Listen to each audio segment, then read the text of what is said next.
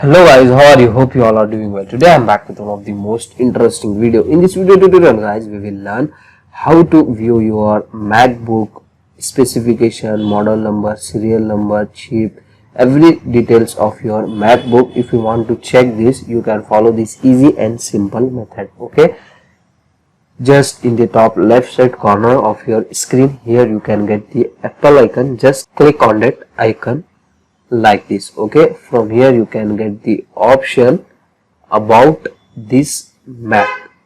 Just click on it. As you can see, here you can get the every detail of your Mac, which MacBook you are using, your MacBook chip, your MacBook serial number, model number, every details here you can get. So same thing here, you can get the different tabs. As you can see guys, if you want to view more details of your MacBook, just go to overview tab. Here you can get the option system report. Just click and open it, and here you can get the more details of your MacBook. As you can see guys, so from here you can easily able to find out the specification, every detail of your MacBook.